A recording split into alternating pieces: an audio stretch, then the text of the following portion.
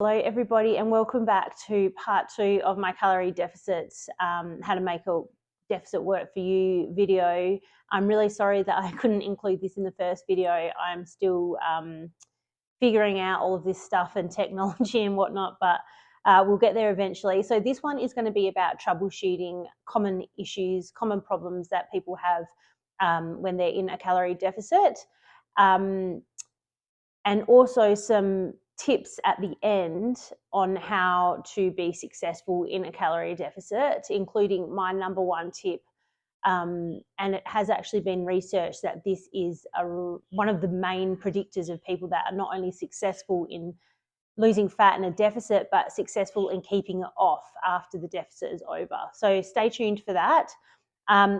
So I'm going to talk about 6 different problems that people have and how to troubleshoot those. So the first one is struggle times of the day. So I have encountered this recently. If you follow me on Instagram, I had only a few hundred calories left after about 4 o'clock in the afternoon, and they were boring allocated calories like pork or fish or something like that for dinner, which wasn't really exciting for me. So I started looking for snacks, and snacking and old habits started to creep back in.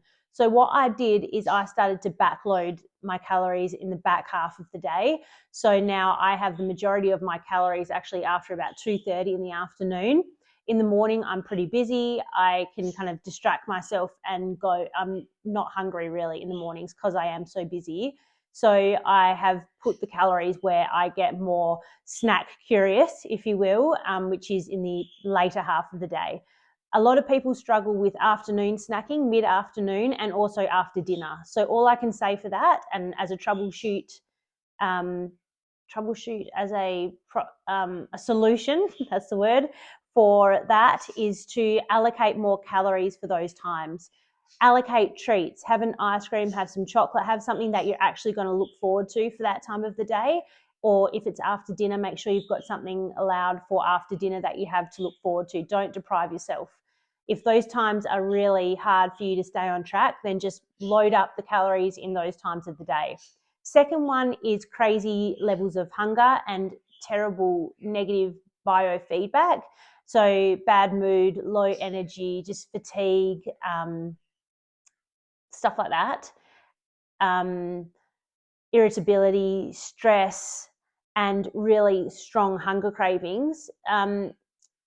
If you do get this, then I just really strongly recommend increasing your calories by 50 a day and see how that goes. Just increase it slightly.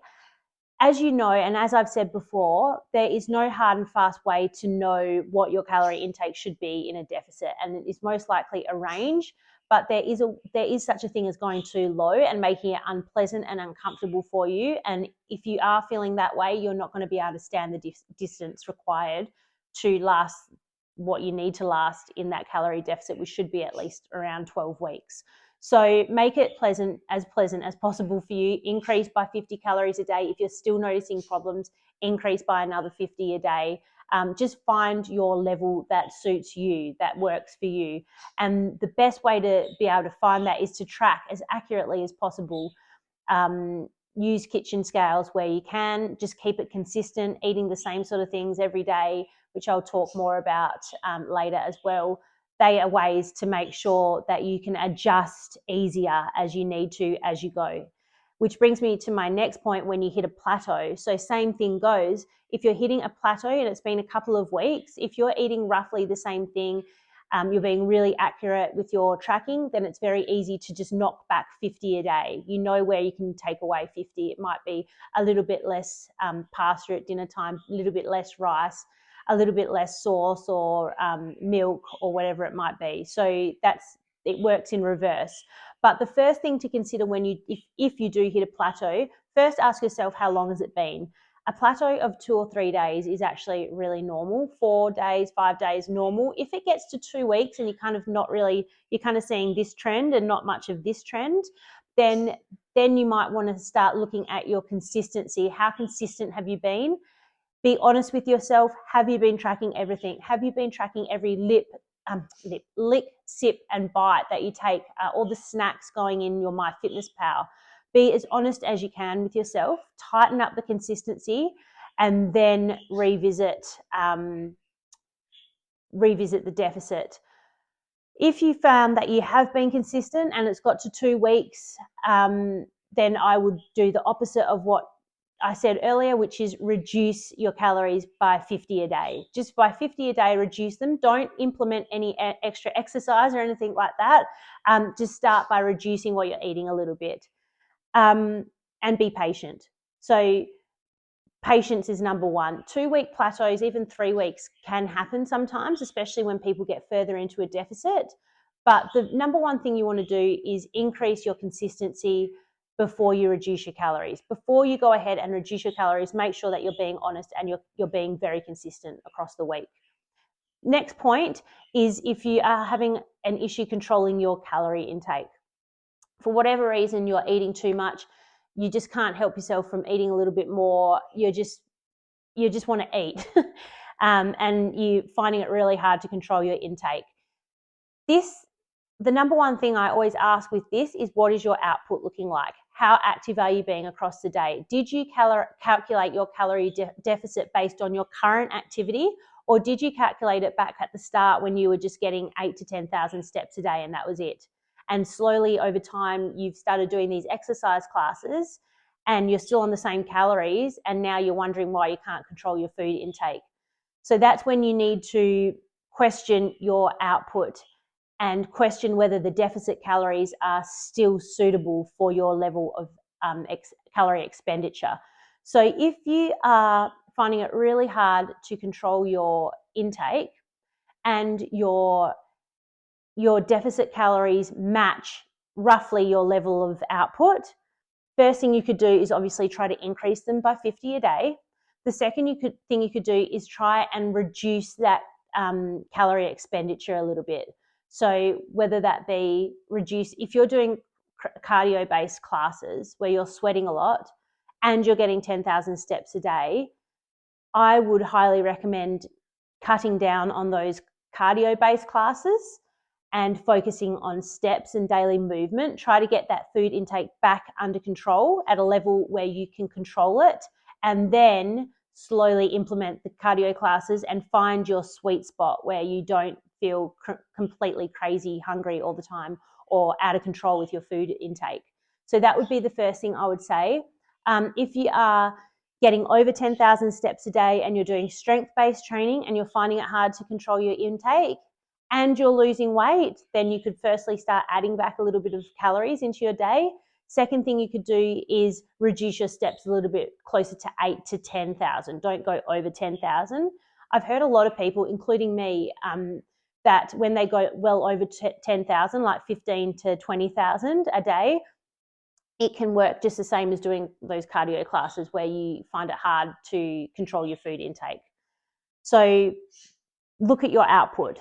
Second thing is pre-plan. Make sure you have got a plan in place. Know what you're going to eat for the rest of the day so that you're not just kind of going all over the place, and when you go to prepare your lunch, you're stacking in the calories because you just can't control yourself.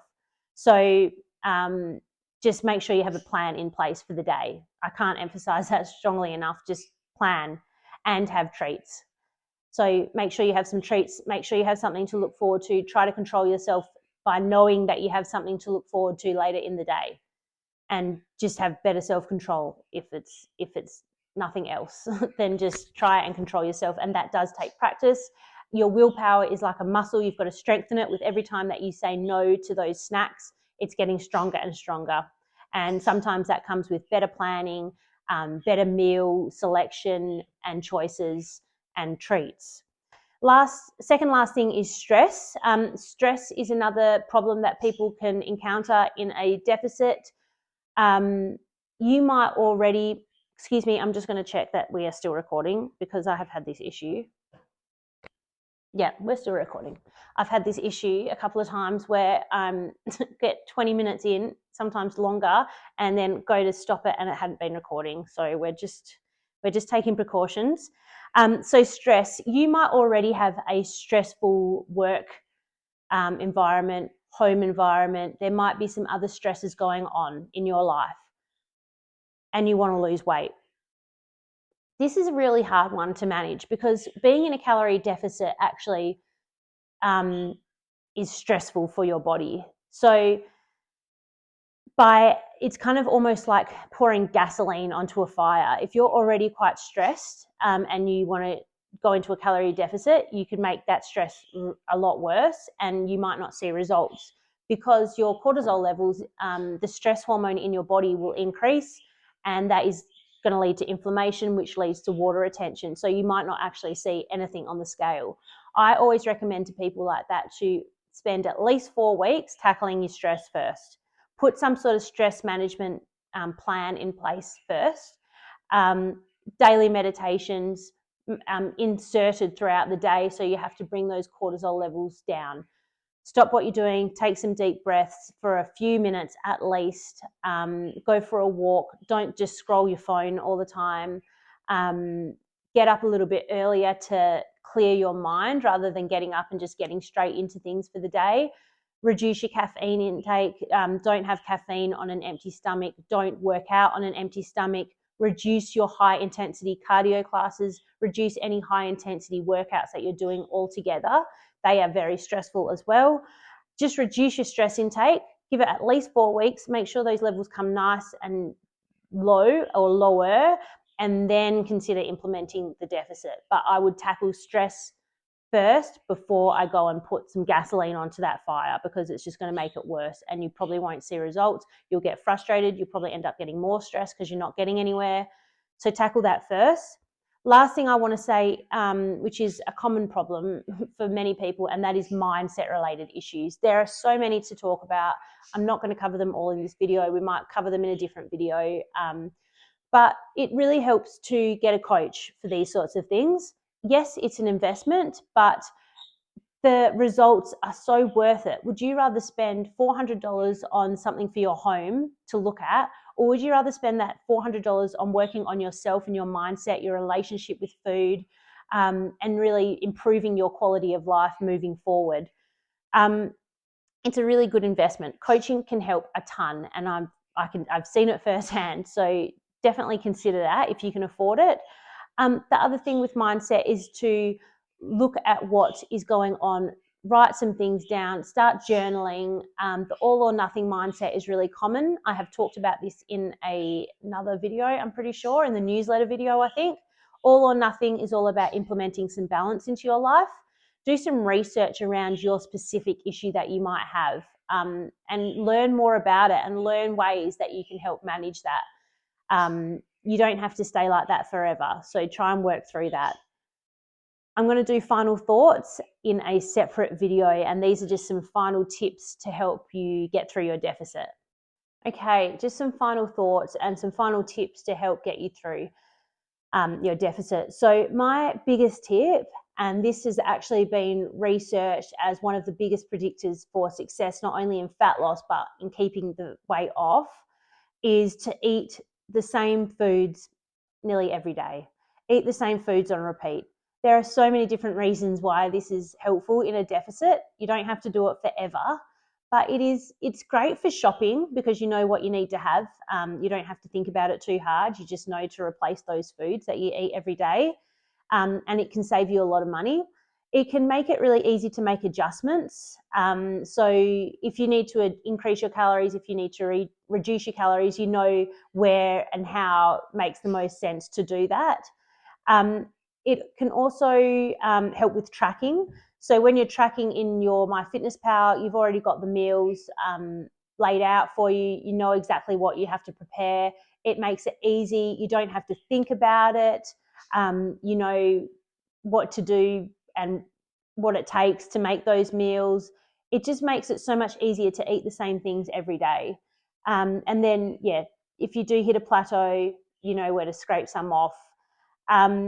So that is honestly my number one tip. When I started eating the same sort of foods on repeat, that's when I did start to notice more compliance and consistency with tracking. It made it a lot easier for me to track. Even when I went into maintenance, I knew roughly how much of each food I needed to put into that meal. So you don't have to be so meticulous with your weighing as you come into maintenance. It makes it easier from that point of view as well. You know roughly how many calories are in each of the meals that you have.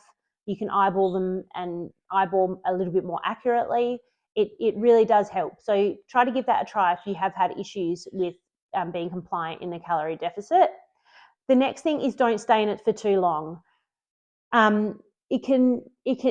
So being in a calorie deficit is stressful for your body, as I just said earlier. So being in it for too long, your body is not getting the energy it requires to function at this level. So you're here, your deficit's here, and your body requires this level of calories to function. So eventually, over time, your body is going to slow down to meet this level of input, of calorie input that you're giving it, just so that it can function. So you don't want your body to adapt to lower calories. You want to give your body a break. If you have a lot of weight to lose, if you have over 40, 50 pounds of weight to lose, you can stand to be in a calorie deficit a little bit longer, probably 6 months. Some people with more than 50 pounds to lose could be in a calorie deficit for a year.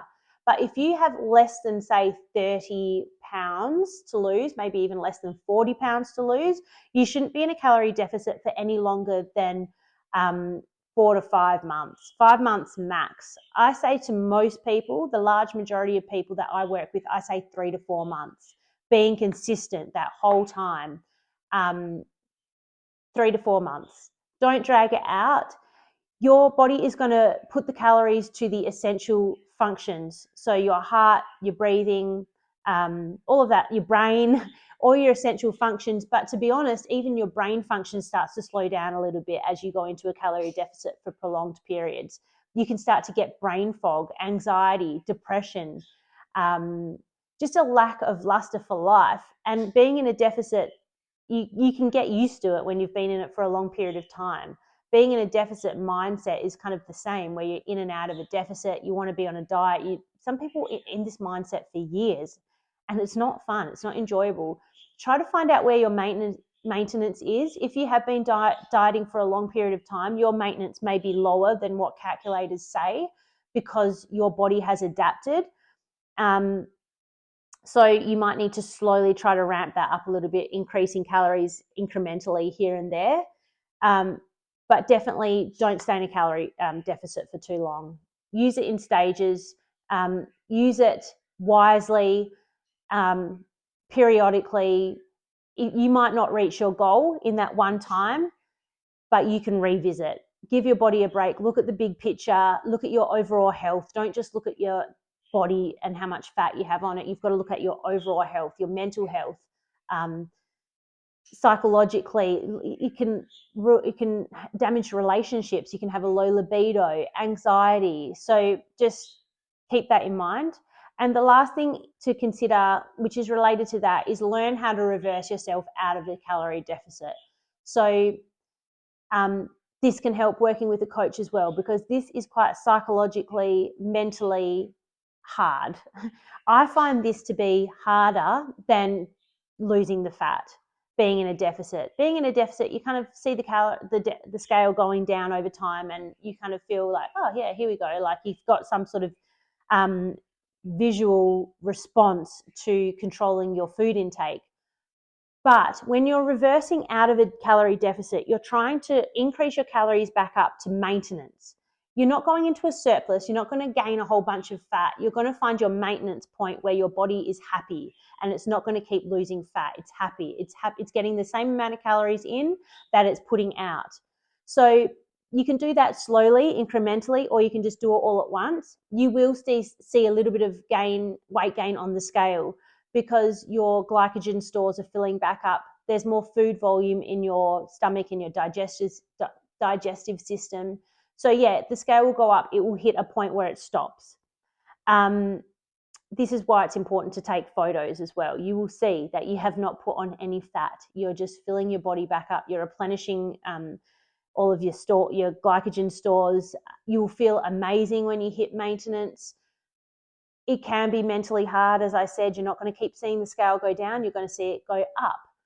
But overall, if you implement these fat loss stages until you reach your goal, it's going to look like this. So you'll lose fat, and then you'll do a reverse up a little bit, and then you'll lose some more fat, and then you'll reverse up, and then you'll lose some more fat.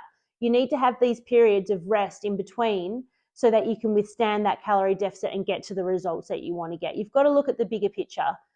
Reversing out of a deficit also will really help with weight rebound. Giving yourself a break will help with that crazy weight rebound that you can get. It can help you mentally, physically, everything. Being in maintenance and living in maintenance feels amazing. And for people that have been in a deficit for long periods of time, you won't understand this yet, but when you get there, you will see what I mean. So that should be the bigger picture. So I hope that's helped. Please comment below with any feedback. If you'd like anything else extra covered in more detail, then let me know. But thank you for watching. I appreciate you guys, and have a good week.